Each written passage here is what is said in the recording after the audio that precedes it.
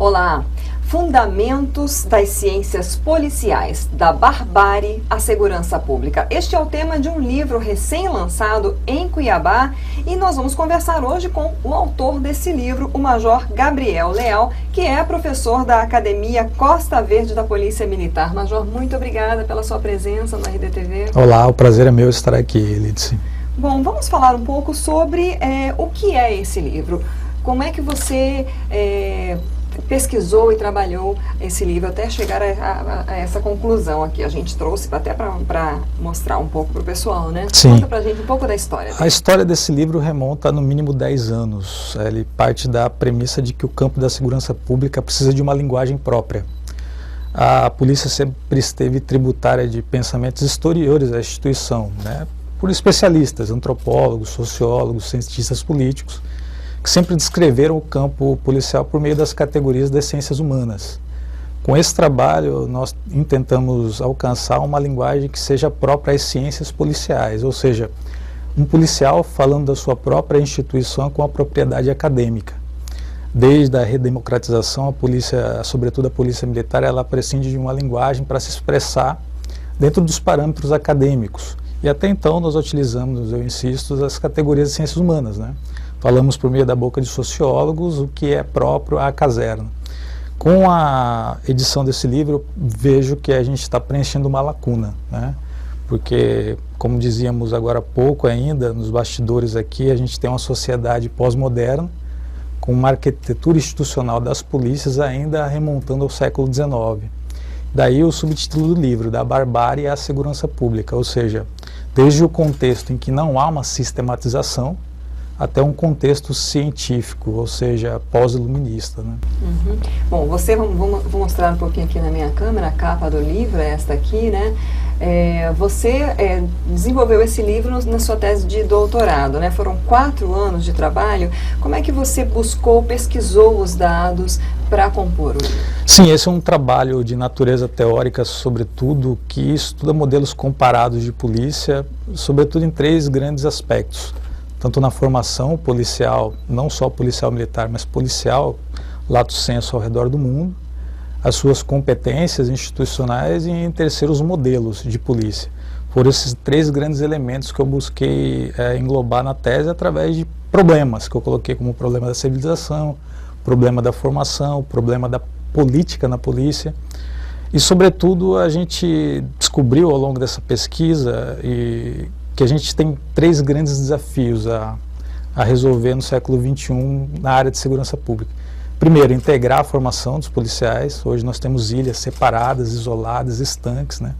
Delegados e oficiais em salas separadas de aula, escrivães, investigadores, bombeiros e policiais, no que tange a praças, em escolas distintas, que a gente pretende uma base curricular comum, uma formação integrada, unificada, pelo menos em alguns domínios que são comuns às áreas. Veja, eu ressalto que em qualquer sistema universitário, as engenharias, por exemplo, elas estão reunidas no mesmo bloco, partilhando um currículo comum, com um quadro docente partilhado, com um currículo sistematizado entre elas. As polícias não. As polícias, elas são pequenos grupos particulares, com culturas próprias, fechadas em si mesmos, que dialogam um pouco a sua produção. E isso vai resultar em rotinas administrativas despadronizadas, em métodos de trabalhos que não se comunicam muitas vezes, e quem paga a conta é o cidadão, que tem uma polícia que, no mais das vezes, não de forma absoluta, claro, mas não dialoga. E aí isso gera diminuição da eficiência das atividades e, consequentemente, aumento do índice de criminalidade.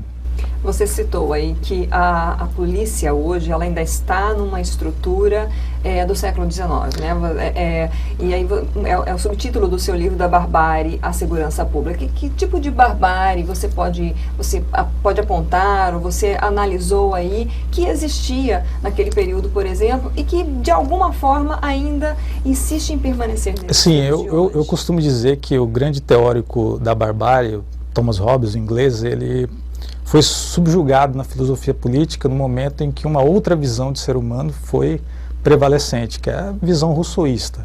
Ou seja, ao invés do homem lobo do homem, passou-se a cultuar o bom selvagem. Aquele que é abandonado aos seus instintos é bom por natureza. E essa aposta no ser humano, ela se mostrou absolutamente falha com 2 guerras mundiais no século XX, na esteira da eugenia hitlerista, ou seja, na latência da sociedade civil não existe um homem bom de partida, mas existe um homem mau, em regra abandonado seus desejos, a egolatria, o desejo de mais poder. Em suma, é a polícia que se mostra mais preparada para agir quando o Estado não opera nas suas plenas condições. E o que isso implica? Implica que a gente deve ser robusto, forte institucionalmente e deve ser, sobretudo, integrado em forças. Eu gostaria de ressaltar também que quando eu pesquisei, as polícias ao longo do mundo, sobretudo nos 2 últimos séculos, eles mudaram muito suas competências institucionais para atender melhor problemas específicos. Eu vou citar um exemplo. As polícias americanas, elas são departamentalizadas. Ou seja, você tem um estilhaçamento das unidades originais, né? Quando foram criadas lá no século XIX, elas eram instituições inteiriças. Trabalhavam numa pluralidade de cenários, né? E a visão era de que o policial era um universalista. Hoje, já nos Estados Unidos, em que pese a gente não poder fazer analogias de forma unilaterais, né? Mas você tem problemas específicos resolvidos por unidades específicas. Vou te dar um exemplo, Lides. Você tem uma demanda por policiamento ambiental. O produto que o Estado oferece para resolver essa demanda por policiamento ambiental, grosso modo, é um policial que será formado universalista durante 6 meses de curso a 1 ano nas polícias do Brasil. Posteriormente, ele será remetido a uma unidade de patrulhamento e policiamento ambiental, onde terá uma formação especializada durante mais 3, 4 meses, para só daí ter uma demanda direta para aquela finalidade apontada lá no início. Ou seja, tem todo um caminho burocrático engessado por uma estrutura institucional antiga, quando na verdade você poderia contratar já esse policial para aquela demanda específica. Você sair desse universalismo de cariz francês para uma polícia departamentalizada. Esse é um grande mote do modelo de policial que a gente está discutindo. Para a nossa realidade, grosso modo, hoje nós temos 2 grandes polícias que realizam cada qual metade do caminho que poderiam realizar. A polícia militar ela não investiga e a polícia civil não executa o policiamento ostensivo. É um grande contrassenso, porque ao invés de a gente colocar as atividades de forma integral para cada instituição, deixando elas no nível da sua competência, porque elas as têm, a gente faculta a cada uma delas apenas metade do caminho por conta de interesses carreiristas de uma ou outra instituição, deixando ao cidadão o legado de ter 2 polícias pela metade. Então, assim, a gente tem um leque de problemas que a gente ainda vai ter um bom tempo para resolver. Mas trabalhos como o meu, como de outros policiais militares, policiais civis, policiais rodoviários e federais já têm apontado novos caminhos. Eu também sempre insisto que a gente também não pode ter uma solução muito genérica para problemas específicos. A PEC 51, eu me refiro mais particularmente, ela visa fazer uma reforma profunda no sistema policial dentro de alguns clichês, que são mais ideológicos do que científicos. Eu cito, ela pretende desmilitarizar as polícias, pretende oferecer carreiras únicas e, no que tange ao aspecto positivo dessa proposta de reformulação da arquitetura e refundação das polícias, que eu julgo pertinente, que é o ciclo completo. Mas nos 2 primeiros aspectos, nós que olhamos a polícia por dentro, né, com propriedade e legitimidade do serviço policial, a gente vê que não existe nenhuma instituição de Estado que tenha no ingresso único a verticalização dos seus quadros, né? Você não tem um técnico judiciário que ascende ao poder e acessa até o desembargo, né? Você não tem uma carreira que seja vertical do início ao fim. Não que a polícia impeça que seus investigadores eventualmente possam ser delegados ou seus praças oficiais, mas a imagem que a PEC ela busca projetar nas instituições policiais é uma imagem ideológica, de luta de classe, de inimizade entre as funções, que não é o objetivo. Instiga isso, né? Exatamente. Então a gente tem uma proposta muito mais ideológica do que propriamente científica. Na sua opinião, o que é preciso para que se avance, né, nesse desenvolvimento das carreiras policiais? É vontade política? Falta recursos? O que seria mais necessário hoje, por exemplo? Eu vejo 2 grandes aspectos. O primeiro aspecto que poderia ser feito em nível de reforma institucional, que é a formação integrada, diversificação e unificação das competências, ciclo completo para todas as unidades policiais, e um modelo de instituição policial adequado ao século XXI. Isso que a gente poderia fazer de dentro de casa. Externa corporis, ou seja, para fora da instituição, o que poderiam fazer por nós? E daí a gente é refém absoluto do sistema político, sobretudo legislativo. Uma severa diminuição do sistema recursal brasileiro no Código de Processo Penal. Eu julgo dizer que é obsceno o sistema recursal brasileiro. Você não tem um duplo grau de jurisdição, você tem um triplo, quádruplo grau de jurisdição que remete, em regra, à impunidade. Não que se prende pouco no Brasil, nós temos a quarta população carcerária, mas se prende mal. Há muitos casos, né, e aí um recente que foi destaque na mídia, né, o goleiro... Exatamente, exatamente. Ficou 6 meses, né, parece que preso sem ter um julgamento, um andamento desse processo, e por lei, às vezes o juiz não tem alternativa, ele tem que soltar, né? Sob pena até do próprio Estado ser depois acionado por ilegalidades, né? Exatamente. Então o sistema de processual brasileiro, ele é absolutamente ineficaz frente às demandas da sociedade. Um outro aspecto seria uma análise mais profunda, um repensamento. Quanto a legislações específicas, eu cito duas: o Estatuto da Criança e do Adolescente e o Estatuto do Desarmamento. Acho que essas duas leis, elas poderiam trazer aspectos de ventura policial, ou seja, de bem-estar ao trabalho policial muito maior do que existe hoje. Trabalharíamos com muito mais alcance, tendo a possibilidade de uma diminuição dos índices de recidiva de menores, ou seja, não que eles são reincidentes, mas nós prendemos 10, 12, 15 vezes o mesmo menor, que sai da delegacia antes mesmo que o próprio policial conclua o boletim de ocorrência. E mais, no que tange ao Estatuto do Desarmamento, acabar com esse clichê de menos armas, menos violência. Você é favorável que o cidadão ele tenha a autorização? Eu creio que dentro de critérios específicos, dentro de um sistema de controle de armas robusto, eu acho que a gente tem que repensar a diminuição e, no caso do Estatuto do Desarmamento, a censura ao porte, né? Que o uso de uma arma de fogo no Brasil hoje é uma prática quase proibitiva, né? Demanda atestado psicológico, necessidade de comprovação de ameaça, quando na verdade a legítima defesa é uma coisa intrínseca ao ser humano, e num estado que a gente tem, por meio de dados estatísticos, que mata mais que a Síria. Em 2014 a gente teve 59 mil homicídios no Brasil, conforme o Atlas Brasileiro de Segurança. O brasileiro é potencialmente ameaçado. Então a necessidade de que ele, em sendo competente para manusear uma arma, tenha instrução devida, ele deve ter sim facultado como direito de assegurar a legitimidade da sua integridade física e da própria família.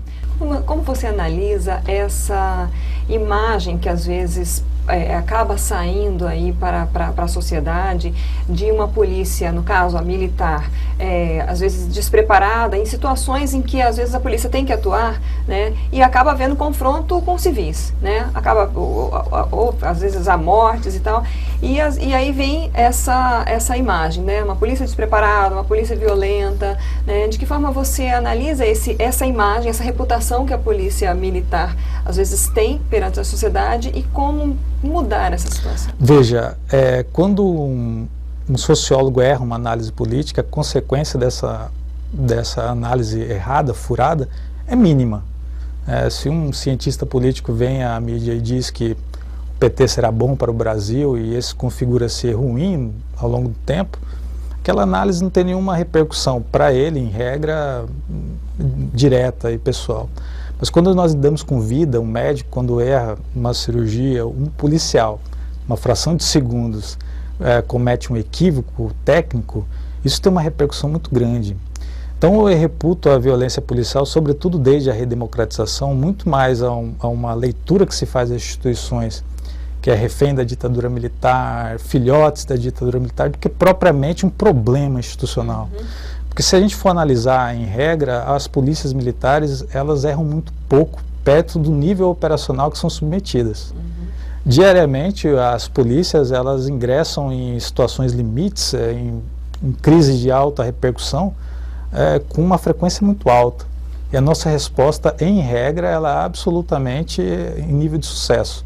Então, eu vejo um certo despreparo desse tipo de crítica, um olhar macro-social. Muitas vezes não é demonstrado, né? Exatamente. E, ao mesmo tempo, um amadurecimento institucional, né? E eu diria até um fator específico. Às vezes, por receio dessa patrulha punitiva, eu incluiria judiciário, corregedorias, mídia de modo geral. O policial, às vezes, ele até transige um pouquinho com a energia quando deveria ser mais enérgico, em alguns casos, né? E daí o índice de policiais, mortos, sobretudo no horário de folga, tem aumentado drasticamente nos últimos anos. Tem sido uma preocupação. Exatamente. Na categoria, né? Exatamente. Não que a violência policial seja uma lenda, longe de falar isso, mas não é um problema hoje que é o nosso problema prioritário. Bom, vamos falar onde as pessoas podem encontrar, quem quiser pesquisar, conhecer esse livro, né? Que profissionais podem utilizá-lo também como fonte de pesquisa. Passa mais um pouquinho de dicas para a gente. Fundamentos das ciências policiais, nós tivemos a honra de lançá-lo na semana passada no Comando Geral, na presença do nosso comandante, e está disponível à venda por meio de sites de livrarias, também nas livrarias aqui em Cuiabá, nos shoppings. E ele se presta ao trabalho de todos os profissionais de segurança pública, em primeiro lugar. Policiais militares, civis, agentes penitenciários, bombeiros militares. Mas não só, ele também é uma literatura ao público especializado. Eu não diria que seja uma resposta aos cientistas da área de humanidades, mas é uma possibilidade de diálogo, de comunicação com eles. Está ótimo, Major. Muito obrigada pelas suas informações. Eu que agradeço a oportunidade.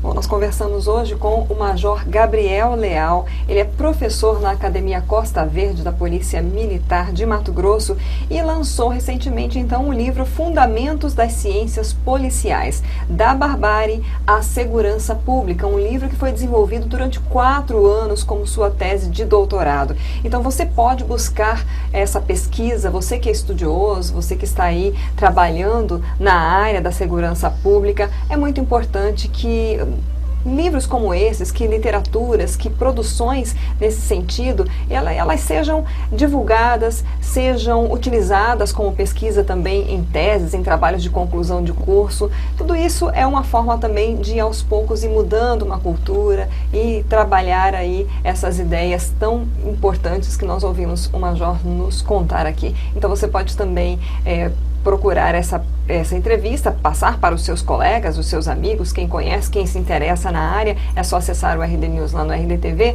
ou também o canal do RD News no YouTube. A gente se vê na próxima.